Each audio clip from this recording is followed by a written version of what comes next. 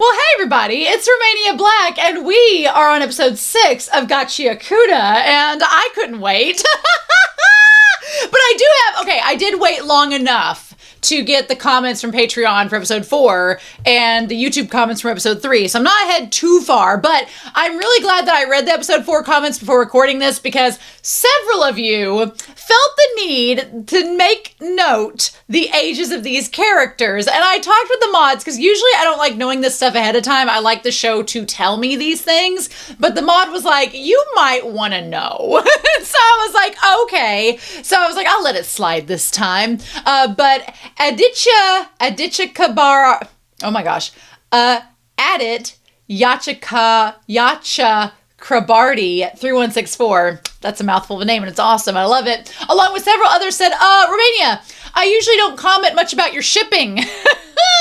But they made note about Rio and some of the other characters. So Rio's 16. She's a lot younger than I thought. I thought she was like 20. I was convinced Rio was like 20 years old. Oh no, she is 16. Girl is very young. And so Rudo is 15, which makes sense. Zonka is 17, which again makes sense. The ages are all lining up. I thought Rio was a lot older, but she is not. Engine is 28. Y'all, Engine's only 10 years younger than I, and he's already in his late 20s. This is doable. And then speaking of which, things that are also doable, Gris is 30. Hell yeah, he's 30. I'm all about this. Unfortunately, though, I do not like... Here's my stance. I don't care what the characters are, who they are. Characters have to be, like, if they are going to be shipped with a significantly older character, like in their late 20s, 30s, they have to at least be in their early 20s to mid 20s. They have to be old enough. They have to be mature enough. There can't be that I feel like the age gap, like, for example, Engine and I would be 10 years apart, but he's late 20s and I'm getting into late 30s. I feel like by that point, you have enough maturity and there's not as much, it's all about a power dynamic. So there's not a power dynamic between us at that point because he's a mature adult and I'm a mature adult. For Rio to be 16 and Gris to be 30, she's not matured yet. She got to cook a little bit more, and I'm not supportive of that. And then I know some people were saying that they ship Zonka and Engine. I feel like there is a ship in Natsume's Book of Friends that is kind of on the same level, and I'm going to say the same thing about this as I said about that ship. Zonka needs to age like 5 more years, and then I'm down with it. So there we go. If 5 more years, Zonka gets to be a full-fledged adult, and him and Engine are still good to go, all right, great job. But I can't ship somebody that's like in their mid to later than 20s with a minor. I just can't do it. It's not cool. I'm not for it. I don't support it. So that's good to know because I spent all of episode 4 being like ship, ship, ship, ship. And then everybody was like, no, no, no, no. Hold up. Wait a minute. And I say all ships are valid, but I will not be stepping on that ship for some time. So there's that. Although that's great. Sorry, Rio, Gris is too old for you. He'll just have to stick around and stay with me. And then Spirit Wolf 284 for episode 3 said, Engine has giant hands. And you know what that means? He gives the best head pats. Yes, he does. Yes, he absolutely does. Spirit Wolf also said, if I'm remembering correctly, they actually hired an actual graffiti artist for the backgrounds in the manga. So I definitely recommend keeping an eye out for different graffiti in the background. They are really cool. Nice. I like the fact that a graffiti artist was hired to do the manga backgrounds. That's kind of crazy. I love it though. That's super awesome. Some people will disagree. I think graffiti is an art form. I really do. Whenever I take the train up north and I see all the graffiti on the train cars, you can call it vandalism. I call it art. Street art. But yeah, it is an art form, so pretty cool. But yeah, so we are on episode 6. When we last left off, Rudo had been sent on his first mission, and it's not going well because come to find out it was kind of a trap. And now this raider, who's like the evil version of the cleaners, is trying to get a hold of Rudo because he's from the sphere and for nefarious reasons. And hopefully we find out more about that. So anyway, I'm super excited. I hope you all are as well. Thank you so much for supporting my reactions to Gachiakuta. Make sure to like this video and comment down below. Subscribe if you want to see Gachiakuta every Friday. And we are going to start Gachiakuta episode 6. And we're going to do that here in 3, 2, 1. And let's do it to it.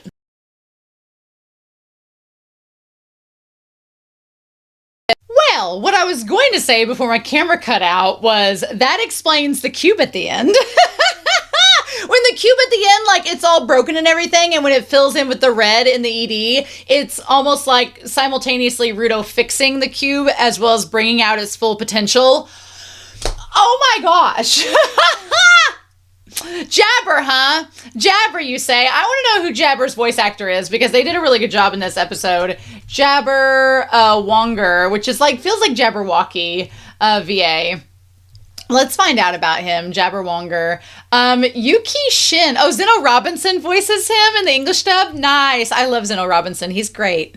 So, okay. What else has Yuki Shin been in that I have watched? They've been in lots of other shows, but I have not seen many of them. Oh, he's Yuki in Given. What a character shift. Excuse me? That's such a weird... Wow, he's Yuki. That's so crazy. They're such opposite characters. Okay. He's Hibiki Okawa in Blue Lock. All right, that's more of a minor character. He's Torihara in Sasaki and Miyano. What? The range on this man. It's so crazy. Excuse me? What else has he been in? Oh, he's a scout in Attack on Titan. Okay. Tate Percival and this man has range. Tate Percival and Moriarty the Patriot. Really? Really? And yeah, Yuki. That's like one of his biggest roles is Yuki from Given. I'm blown away by that, to be honest. And he's Natsuo Todoroki. Oh my god. Wow. He's not been voice acting very long. Only since like 2016. That is crazy. I'm sorry, what? The range on Yuki Shin. I mean, he does a good job as Jabber. Jabber is a very assholey opponent. And I'm like, I want Rudo to kick his butt really bad. If Gris dies... Look, I knew Gris was going to probably die in this series. I had that pegged. But it was not in episode 6. I was thinking, and not with this guy. I was expecting like a bigger... like threat down the road would take out Gris. So maybe Gris will be okay. That wound does not look great at all. And poor Folo is like, I don't know what to do. Maybe Gris will be okay and he'll somehow survive. But that was a pretty severe wound. I don't want him to die. That's going to be awful if that happens. I'm not emotionally ready for that, to be honest. Damn it. Anyway, here in 3, 2, 1, I want to go through this episode because there was some really good, like the animation choices and the way that changed. Holy cow.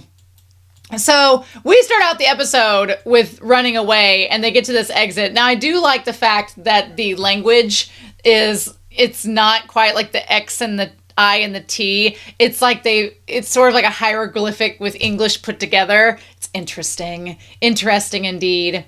And I'm glad they sent the rest of the crew up first to get out and go to the surface. They're like, okay, you go call for backup.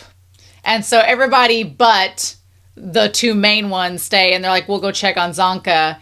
And then as soon as I heard footsteps, I'm like, oh, it's not going to be Zonka. It is for sure going to be the Jabber guy. There's no way. But what was kind of crazy was that he ran to catch up with them.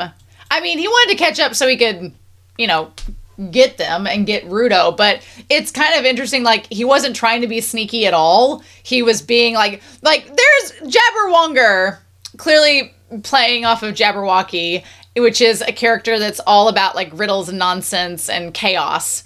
Apt for this character. He definitely does not care if you know he's coming. He's like, I'm here and I'm gonna fight you. He strikes me as a little bit unhinged. A little bit unstable. I love the idea that his rings are what his item is, his vital instrument, and they become the claws, the big, like, not Wolverine, but like the one woman in X-Men 2, she had like the hand claws, becomes like those. And he identifies Rudo. Somebody had commented that the way that Rio talked back in episode 3 and 4 made it sound as if the characters that have dyed hair in the series had dyed their hair and Rudo's was naturally white with the black tips. I don't know. I feel like, I don't know if we know enough about the characters to determine that or not, but clearly Rudo's hair color is natural. It's you, the spherite giver. So yes, we established he's a raider. He cuts off and blocks the exit. And so he identified our boy here, Folo here, as somebody that would have potential. And I think that's because he's been working on becoming a giver. And so he's been working on his, like, ability to take control of items, and Gris can't do that. So that checks out. I'm going to be curious to see if Gris ends up dying next episode. Dear Yorick, we barely knew thee. Like, I'm not ready for that. I didn't want him to die this soon. And I could see him kind of going all out and maybe being a giver if something traumatic happened to his bestie. I don't know. I don't know how old our other boy is. I'm sure somebody in the comments will let me know. So he says, I have a bad sense of defection direction.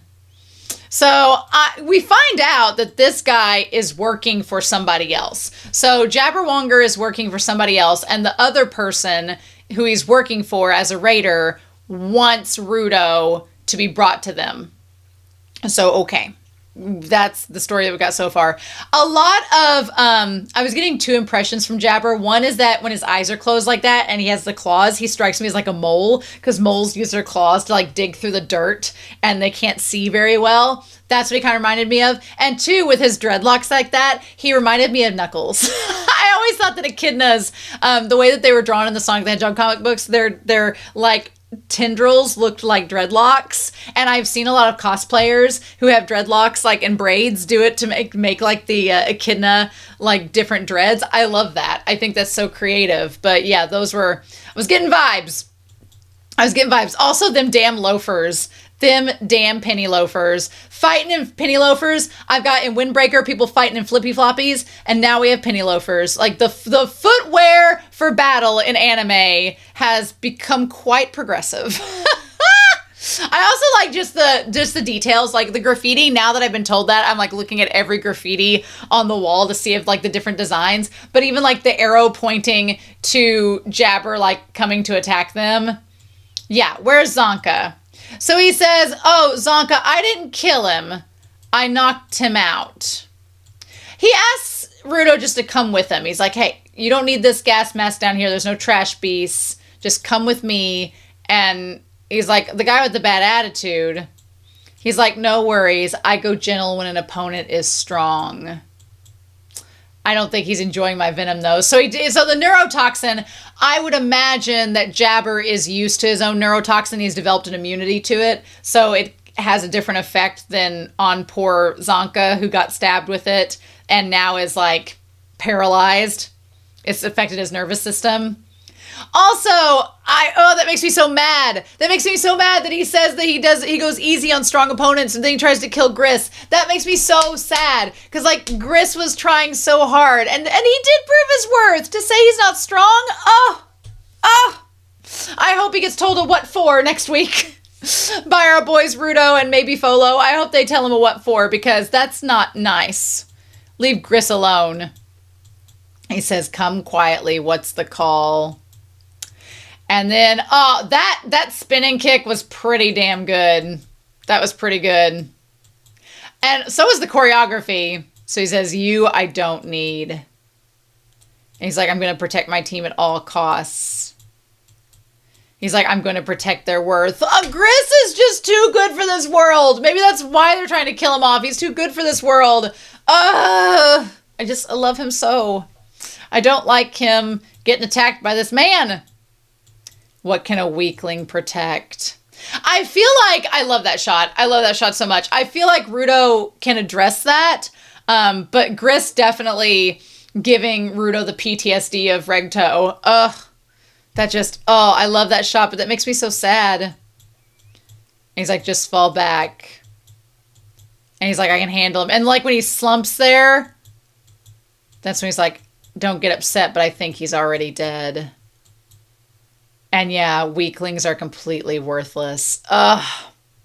At least it was like through the side and not the heart completely. Maybe, but there might have been a lung caught in there or some organs. I don't know. Then we have the OP, which something was new about the OP. I'm noticing new things each time. What was the thing that was like being, I I feel like, hold on.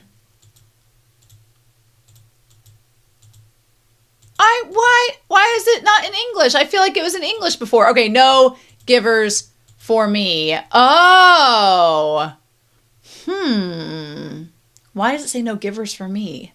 Interesting. I don't know what the bust is all about with the purple. I feel like everybody has a color attached to them. Injun has like the orange. I don't know if this is supposed to be Simiyu, but then why is it the bust? And Simiyu seems to have gold attached to their power. So who's the purple? Is the purple the masked person? So with the bust, I keep touching the camera cord on accident. It keeps cutting out my camera. But anyway, so and get past the OP. The way that the animation style completely changed, like from the moment, the episode's called One Good Strike, the moment that like blade pushed through, the way that the mangaka, like the way that we see the projection of like Rudo's psyche, again, you can tell this mangaka has worked with the creator of Soul Eater. I'm just saying that the inspiration, it is there. Like, as someone that read Soul Eater back when I was in high school, that is just, I can instantly see the, like, and it's not exactly like the mangaka of Soul Eater, but the inspiration is there. Like, you can see the influence. I hate that. And, like, that drawing of them attacking Gris. Now, in Rudo's mind, the hand goes straight through, back against, like, straight through Gris. But in the episode, it's, like, more on his side. So maybe that's a sign that Rudo thinks the injury is much more severe. But then the way that as the talisman falls, the way that he sees the, like, attack is, like, that one for Regto. Our poor Bean! Our poor little angelic Bean! I feel so much for him. I just want to, like, hug him. And then he goes to grab the talisman. And he's like, I realized what it was. When we cut to Regto, which anytime we get to see Regto in this series, I am living for it. Regto gone too soon from this world. I like that his flashbacks live on. I didn't realize Rudo was hitting his head up against the wall here. I thought he had like a stick and was like playing in the dirt right in front of him against the wall. That's what I thought. I thought that tunk, tunk, tunk was him like hitting against the dirt with a stick or something. I did not realize until we got closer that he was literally hitting his own head. What the fudge? This poor kid. And then he's like, well, you told me not to hurt people. And so he's like, so you thought hurting yourself would be the thing to do instead. I really feel for Rudo. And there's a lot to unpack with Rudo's character. And we're kind of seeing it all slowly like blossom out like a blooming onion. But, I mean, Rudo's character, he has abandonment issues. And he feels like he's broken. He feels like something's wrong with him. He doesn't feel normal. He struggles socially. He struggles to regulate his emotions. Like, there's a lot going on with his character. And Regto tries to be like, well, we'll find something for you to do. We can find something that you can find appealing and good for your character. You know, like, Regto tries to help, but it's very clear that Regto's like, I don't know what to do. He's like, you know, he's like, why in the world? He's like, I thought that you would settle down a bit, you know, now that the pain in your hands are gone. And he's like, what else is there? What led you to do this? And that's when he says, there's nothing else there. The only thing I've had all this time is this anger. And I think that's really important to address with a character like Rudo, is that he has this anger built up in him, because there's probably people that can relate to him, that you have this overwhelming emotion and sometimes you just don't know what to do with it. I mean, as a kid, I wouldn't say that I was like Rudo at all, but as an adult, like, as I get older, sometimes you find, like, with your emotions and stuff, you just, that feeling wells up in you. You don't know what to do with it. And I can relate to Rudo in that sense. But he's like, okay, well, you know what? If you've got all this anger, he's like, we'll find some way to channel it and make it productive or make it creative or make it something that helps you instead of hurts you. He's like, you think that your parents threw you out and it's convinced you you're worthless. I love that animation of him pushing the blood up from his eyebrow and then giving them the head pat. I want that conversation about being worthless to come back up I want it to come back up with Gris versus Jabber and all that. He's like, that miserable feeling turns into anger. He's like, what does it mean to be worthless? Oh, Regto, you look so amazing there. Also, Regto being the polar opposite of Rudo with the black hair and blue eyes to Rudo's red eyes and white hair. He's like, you just need a hobby. Let's go find you a hobby. And so they try lots of things. And the way that this room becomes like all of his trinkets and everything, show. And Regto's over here trying to push him into dating girls. He's like, now if you bring a girl over, better make sure to tell me. And Rudo's like, what if it was a guy? I'm like, what? So they go out. He constantly just looks like an abandoned kitten that has been living in a cardboard box for a week. That's what he looks like. And the way that his eyes are kind of despondent sometimes, look, Regto's trying to help him. He takes him to the library. He's like, what about all these books? Honestly, those books would be amazing. Not having it. He's like, do you want to play soccer? And you should kick it. But what I love about this is he tells Rudo to kick the ball. And Rudo's like, but it would hurt it. Like, he clearly wants to take care of all the items because that's like his thing. He wants to fix the items. And he takes the little soccer ball back home with him and some books. Like, you can see the makings of their table and how they're getting there. I like when he goes to cut the yam, it cuts through the entire board. I don't know if that's Rudo's strength or just how bad the cutting board was. And then, like, the way he looks so just disassociating and out of it. Oh. The mangaka has a really good way of making him just look so distant and just lost. And he's like, what's that? I like that when he, like, points, Regto's like, oh, shit, it's one of the citizens. And he's like, oh, well, that's an upstanding citizen throwing out his trash. Regto's like, I don't want to say anything negative because otherwise they'll call the cops on us and we can't have that. But that's what gets him. He can't stand the trash being thrown out. I think it's also pretty poignant that the trash is literally a human head. It's like a doll or possibly a robot or something that's head is trashed. And Rudo hates it. And I can't believe that Regto actually said it because at first I was like, oh, Rudo is projecting his feelings of being thrown out by his parents onto this trash. And it's all this projection. But then it kind of like when he was sobbing and getting so worked up about it, he's like, this isn't just projection. Why are you feeling this? And he says, it's just a little broken. You shouldn't throw it out. It's got a lot of life left in it. This isn't right. He's like, I want to fix it. I'm glad Regto says this is more than just projection. Like, he sees the value in the items. And he's like, all you have to do is just a little work and you could fix them and it wouldn't be so bad. And I think at that moment, I think Regto maybe got the idea that Rudo was a potential giver. He's like, he's showing the signs that he might have that in him. I want to know what Regto knew about the givers and about all this. Like, what did he find out? What did he know? Did he know too much? What's his backstory? I need to know these things. But in any case, damn, Gris. And so that thing with the talisman, I love it. I love the clarification. It's not that he makes items into vital instruments. What happens is he brings out their full and uninhibited worth. That's so cool. Also, the talisman becoming this thing, so cool. Love its design. It's awesome. I can't wait to see what we do with it next week. I love that concept that Rudo doesn't just make the items come alive, but he makes them enhanced to their fullest potential, which is crazy because how he views himself, he doesn't view himself with the fullest potential. So, there's that reflection he needs to do.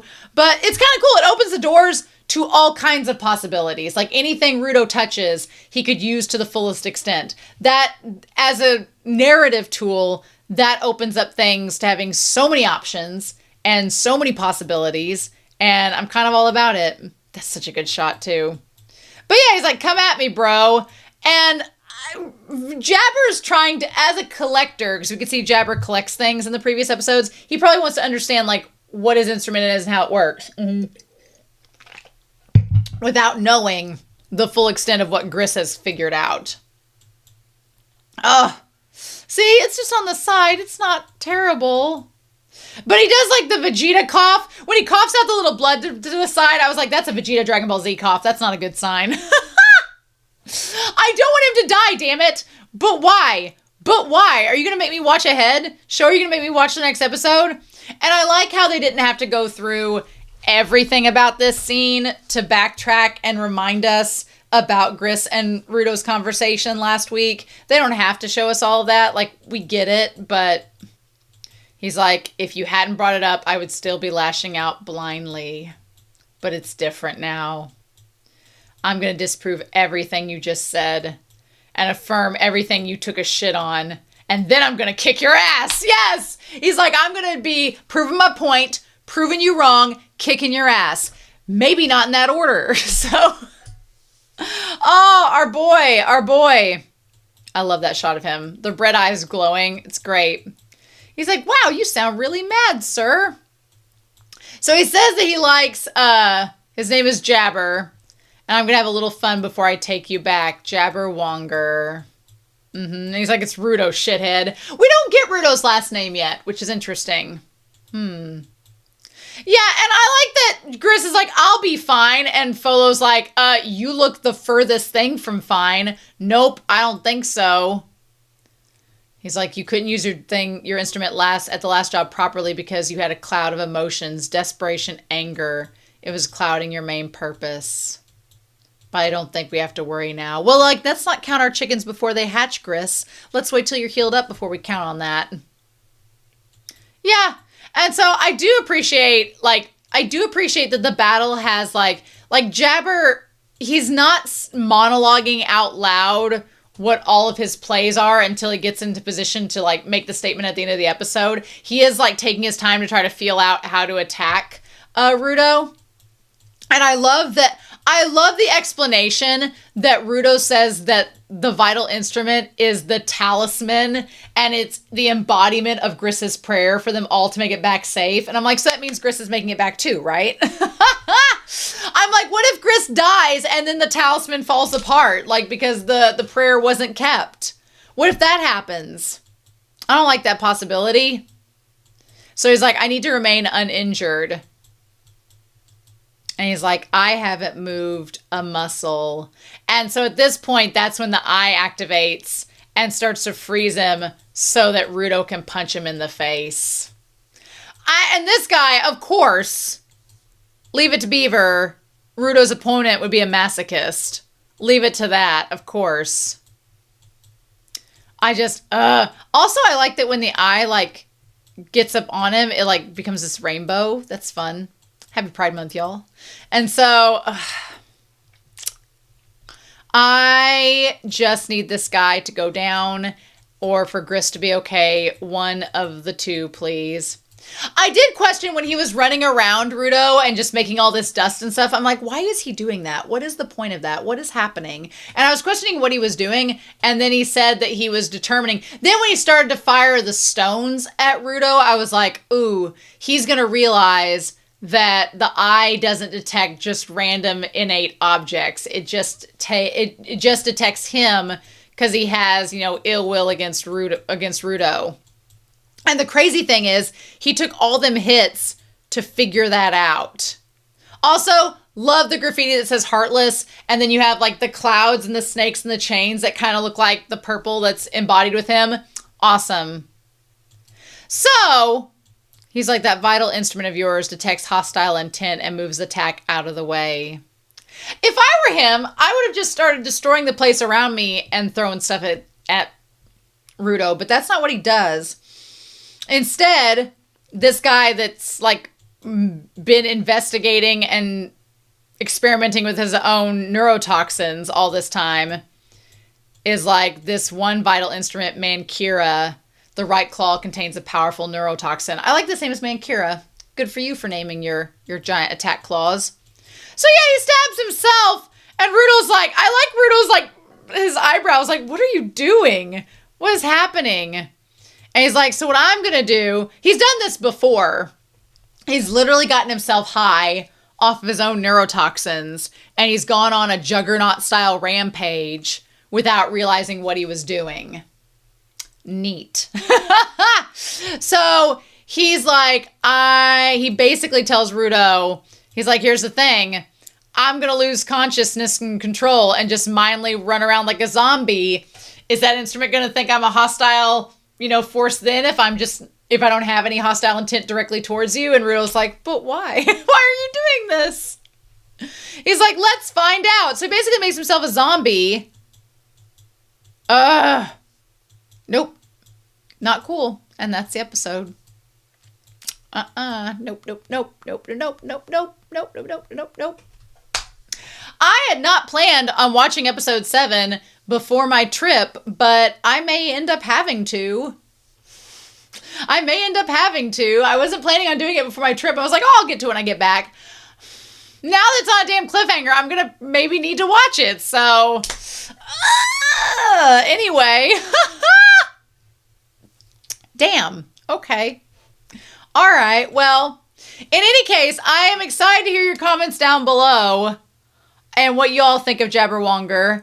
And in the meantime, I hope you all have a wonderful week.